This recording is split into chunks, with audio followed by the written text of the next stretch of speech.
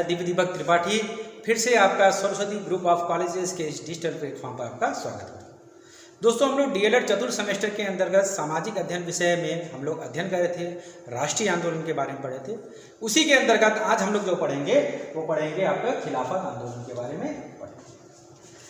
हमारा उद्देश्य आज का क्या होगा? हमारा उद्देश्य होगा कि खिलाफत आंदोलन के हम लोग कारणों के बारे में अध्ययन करेंगे। आज हम लोग उसके प्रमुख कार्यक्रम क्या थे उसके बारे में अध्ययन करेंगे। खिलाफत आंदोलन की प्रमुख भूमिका, गांधी जी की उसमें प्रमुख भूमिका क्या थी इसके बारे में अध्ययन करेंगे। और खिलाफत आंदोलन का अंत में परिणाम क्या निकलता है इसके बारे में हम लोग अध्ययन करेंगे। थोड़ा हम लोग पढ़ने से पहले बैकग्राउंड समझते हैं कि खिलाफत आंदोलन के बारे में कुछ मूलभूत बातें समझते हैं। जैसे खिलाफत आंदोलन का नेतृत्व भारत में किसने किया? ये लोग थे अली बंधु, दो भाई थे, मोहम्मद अली और शौकत अली। बाद में इसमें किसका समर्थन मिलता है? बाद में इसमें महात्मा गांधी का समर्थन मिलता है, अबुल कलाम जी का समर्थन मिलता है, ठीक है। कांग्रेस का समर्थन से ये क्या होता है, आगे असहयोग आंदोलन के साथ ये पैरेलल आगे बढ़ता है। ये पूरा का पूरा आंदोलन किसके खिलाफ था? तो हम देखेंगे खिलाफत आंदोलन था ये भारत के अंग्रेजों के खिलाफ नहीं था। ये किसके खिलाफ था? ब्रिटेन में तुर्की के विरोधी नीतियों के खिलाफ था। मतलब भारत के मुसलमान ओटोमन साम्राज्य उस समय तुर्की में मेन व्यवस्थित था, उसके खिलाफ एक आंदोलन चला था। विद्रोह का कारण क्या था कि तुर्की के खलीफा का पद ब्रिटेन के ऊपर आरोप लग रहा था कि वो क्या करेगा, तुर्की के खलीफा का पद समाप्त कर देगा। और अंत में इसका परिणाम क्या निकलता है? पूरा का पूरा इस खिलाफत आंदोलन में उनको सफलता तो नहीं मिलती है, क्योंकि 1924 में जो आंदोलन जिसके लिए चलाया गया था, मेन पर्पस क्या था, खलीफा पद की रक्षा किया जाए, उसको तुर्की के ही शासक मुस्तफा कमाल पाशा ने उस पद को समाप्त कर दिया। और भारत में भी क्या हुआ, लेकिन भारत में क्या परिणाम हुआ? पहली बार हिंदू और मुस्लिम एकता को बल मिला। तो दोस्तों, हम डिटेल में इसको अब एक एक करके पढ़ना शुरू करते हैं कि विश्व लेवल पर इसको कैसे शुरुआत हो रहा है और आगे चल करके भारतीय परिदृश्य में ये कैसे प्रभावित हो रहा है। ठीक है, इसकी पृष्ठभूमि अगर अध्ययन किया जाए, खिलाफत आंदोलन की पृष्ठभूमि अध्ययन किया जाए तो क्या है, तुर्की का सुल्तान विश्व के मुसलमानों का खलीफा समझा जाता था। जो तुर्की में ओटोमन साम्राज्य था, वहाँ का जो खलीफा था, जो मेन हेड था, वो धार्मिक रूप से दुनिया के जितने भी मुस्लिम कंट्रीज थे उसके मुसलमानों को वो धार्मिक नेता कहा जाता था। और धार्मिक नेता को क्या कहा जाता था? खलीफा कहा जाता था। अब होता क्या है कि जब प्रथम विश्व युद्ध शुरुआत होता है उस समय जो तुर्की था, ठीक है, या हम कह सकते हैं ओटोमन साम्राज्य था, वो किसके खिलाफ? जर्मनी और अन्य ऑस्ट्रिया हो गया, हंगरी हो गया, इनका साथ देते हुए वो किसके खिलाफ खड़ा हो जाता है? किसके खिलाफ युद्ध लड़ता है? इंग्लैंड और अमेरिका के खिलाफ युद्ध लड़ने लगता है। 1914 में ये युद्ध शुरुआत होता है।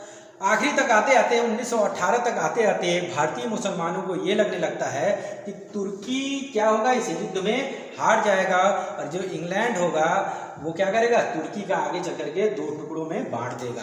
ठीक है, मतलब ओटोमन साम्राज्य जिसका विस्तृत क्षेत्र था उसको क्या करेगा, छोटे छोटे टुकड़ों में बांट देगा। तब तुर्की के इस खलीफा या सम्राट की उसके अधिकारों की सुरक्षा के लिए, तुर्की के विभाजन को रोकने के लिए भारत में क्या हुआ, एक आंदोलन चलता है। उसी आंदोलन को क्या कहा गया? खिलाफत आंदोलन चलता है। हम देखते हैं 5 जनवरी 1918 में जब भारत में इसकी शुरुआत होती है, भारतीय मुसलमान इसके लिए चिंता व्यक्त करते हैं, तो ब्रिटिश प्रधानमंत्री लॉर्ड जॉर्ज ने क्या किया था, भारतीय मुसलमानों को आश्वासन दिया था उस समय कि तुर्की साम्राज्य को भंग नहीं किया जाएगा और खलीफा की पद की प्रतिष्ठा को हानि नहीं पहुंचाई जाएगी। 1918 में क्या कर रहे हैं? भरोसा दे रहे हैं। लेकिन जब जा करके ये भरोसा बाद में तोड़ा जाता है तो इसके खिलाफ 1919 में भारतीय मुसलमानों ने क्या किया, तुर्की के समर्थन में एक आंदोलन चला दिया। ठीक है, जो खिलाफत आंदोलन था ये क्या था? पूर्ण रूप से एक धार्मिक और राजनीतिक आंदोलन था जिसको भारतीय मुसलमानों के लिए। अच्छा, इस पूरे आंदोलन के उद्देश्य क्या थे? तो इस पूरे आंदोलन के 2 प्रमुख उद्देश्य थे।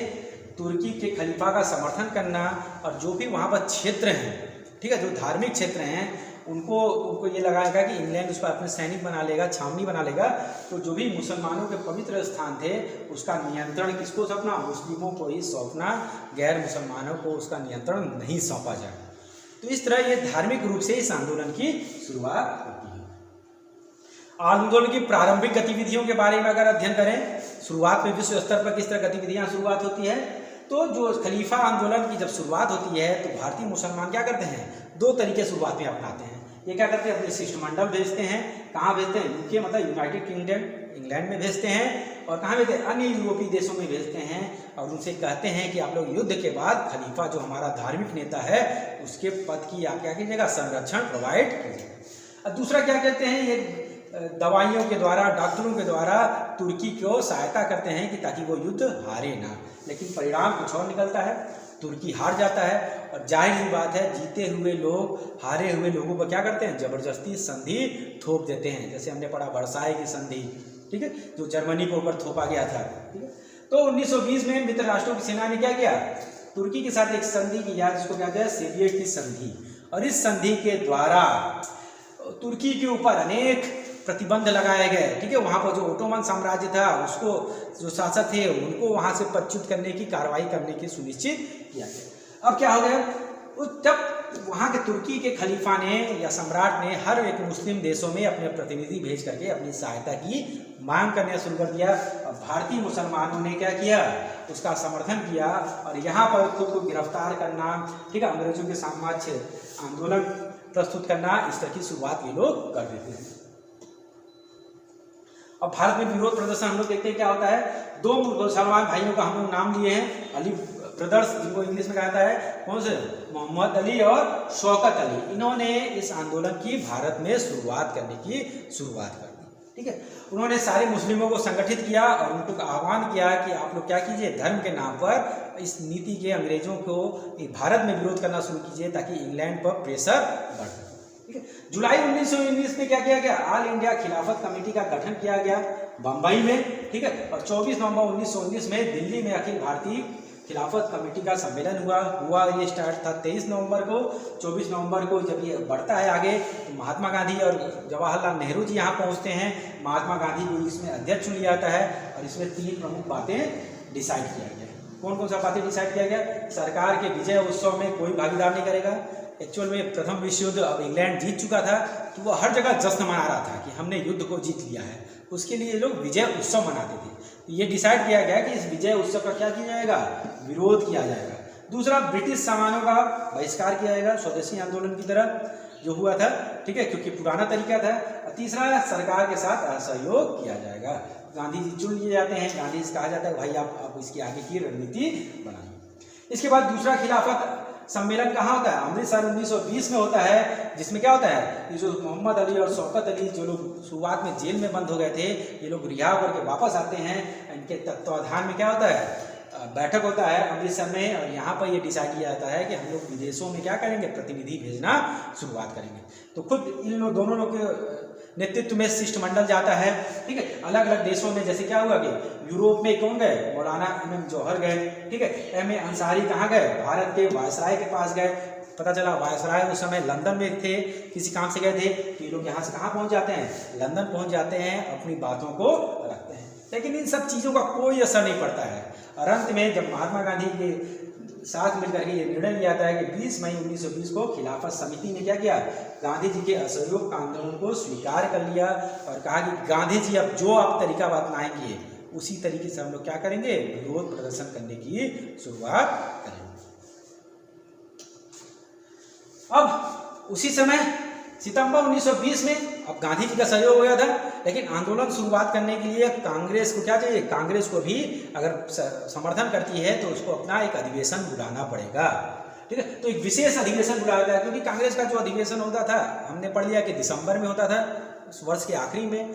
लेकिन ये ज्वलंत मुद्दा था, गांधी जी समर्थन का वादा कर दिए थे, कांग्रेस को अगर समर्थन करना था तो एक स्पेशल अधिवेशन बुलाना पड़ेगा। तो सितंबर 1920 में कलकत्ता में एक स्पेशल अधिवेशन बुलाया जाता है, जिसकी अध्यक्षता कौन करते हैं, लाला लाजपत राय जी करते हैं, ठीक है। जो हम पढ़े हैं कि शुरुआत में जो क्या थे, गण दल के नेता थे, ठीक है। इसमें क्या किया जाता है, मुख्य मुद्दा रहता है जलियांवाला बाग हत्याकांड और खिलाफत आंदोलन। इन दोनों के समर्थन में, इन दोनों के अंग्रेजों के खिलाफ प्रस्ताव पारित होते हैं, जिसमें भारत के कुछ कांग्रेसी नेता इसका तुर्की का समर्थन करते हैं। जैसे कौन है, अजमल खान साहब, डॉक्टर मुख्तार अहमद अंसारी जी, मौलाना उल हसन जी, अब्दुल वारी जी, मौलाना अबुल कलाम जी, ठीक है, मोहम्मद अली जी, शौकत अली जी, ये क्या करते हैं, कांग्रेस में रहते हुए इसका समर्थन करते हैं, तुर्की का समर्थन करते हैं, ठीक है। अली बंधु जो रहते हैं वो लोग क्या करते हैं, अलग अलग न्यूज़पेपर में, जैसे हम यहाँ देखते हैं कामरेड में, ठीक है, इसमें तुर्की के समर्थन में लेख लिखने की शुरुआत कर देते हैं। तुर्की साम्राज्य के विभाजन के विरोध में भारत में क्या होता है, खिलाफत आंदोलन अब और जोर पकड़ लेता है, क्योंकि अब डिसाइड हो गया था कि तुर्की का क्या कर दिया जाएगा, विभाजित किया जाएगा, मतलब ओटोमन साम्राज्य अब कुछ ही समय में क्या कर दिया जाएगा, तोड़ दिया जाएगा। ठीक है। और अंत में ये तीन चीज प्रमुख निर्णय लिया जाता है कि स्वराज और खिलाफत मांग जो चल रहा था, खिलाफत का जो मांग चल रहा था, जो लोग डिमांड कर रहे थे तुर्की में क्या हो जाए कि ओटोमन साम्राज्य की पुनः बहाली किया जाए, ये सम्मान स्वीकृत कर लिए जाते हैं।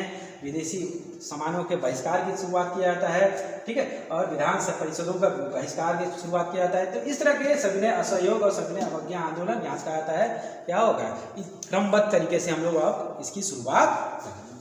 अब गांधी जी का समर्थन मिल गया, ठीक है, आगे बढ़ने लगा।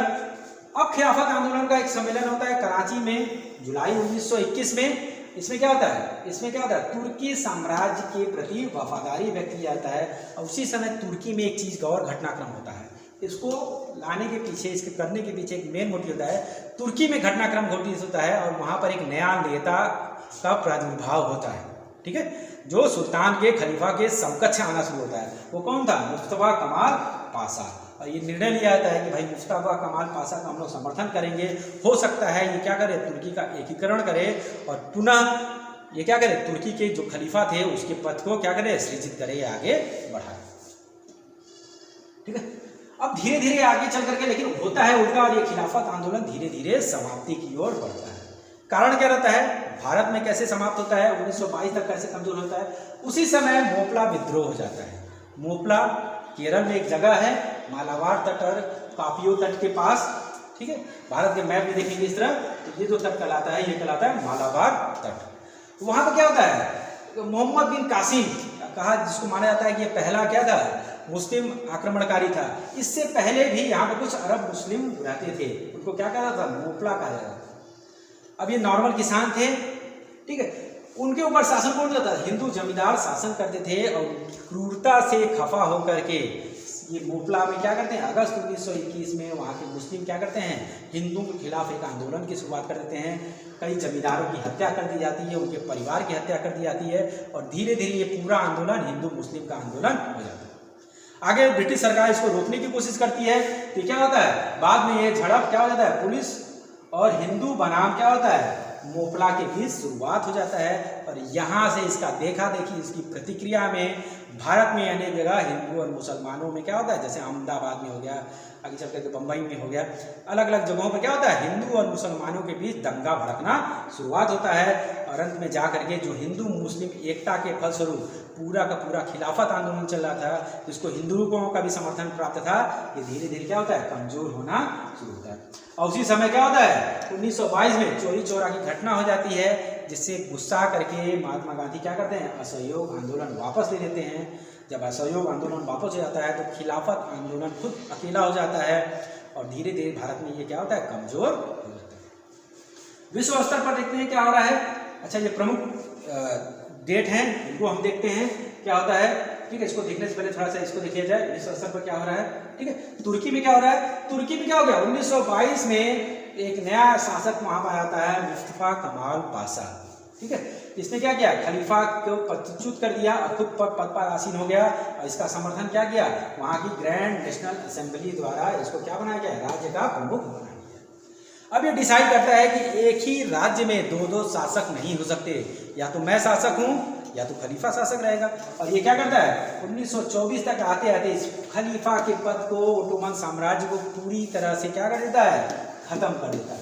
तो जिस चीज के मांग को लेकर ये आंदोलन चला था, वही पद क्या हो जाता है, खत्म हो जाता है। और विश्व लेवल पर भी ये क्या होता है, पूरा का पूरा खिलाफत आंदोलन समाप्त हो जाता है। इसके प्रमुख डेट हम लोग देखते हैं, कुछ महत्वपूर्ण डेट, जैसे 1919 में अखिल भारतीय खिलाफत कमेटी का गठन किया गया था। 17 अक्टूबर 1919 में क्या हो गया, अखिल भारतीय खिलाफत दिवस मनाया गया था। 24 नवंबर 1919 में हम देखते हैं कि 23 नवंबर को शुरुआत हुआ था, ठीक है। खिलाफत कमेटी का पहला सम्मेलन होता है, और जिसकी अध्यक्षता किसने किया था, महात्मा गांधी ने किया था। फरवरी 1920 में खिलाफत समिति का एक दल किससे मिलता है, तत्कालीन वायसराय से मिलता है, जो लंदन में रहते हैं। मई 1920 में सेवर्स की संधि के द्वारा क्या किया जाता है, तुर्की का विभाजन कर दिया जाता है। जून 1920 में क्या होता है, खिलाफत समिति का इलाहाबाद अधिवेशन होता है और यहीं पर डिसाइड किया गया था कि सरकारी स्कूलों और न्यायालयों का क्या किया जाएगा, हम लोग बहिष्कार करने की शुरुआत करेंगे। ठीक है, बहिष्कार आंदोलन का पूरा दायित्व किसको सौंप दिया जाता है, महात्मा गांधी को दे दिया गया। 1 अगस्त को जिस दिन शुरुआत किया गया था कि हम क्या करेंगे, असहयोग उसका शुरुआत करेंगे, बाल गंगाधर तिलक जी की मृत्यु हो जाती है। ठीक है, 31 अगस्त को क्या होता है, गांधी जी के द्वारा असहयोग आंदोलन की शुरुआत व्यापक लेवल पर कर दिया जाता है। और 1924 में क्या होता है, मुस्तफा कमाल पाशा तुर्की के खलीफा को पूरी तरह से क्या कर देता है, समाप्त कर देता है, जिसके कारण विश्व लेवल पर यह खिलाफत आंदोलन समाप्त हो जाता है।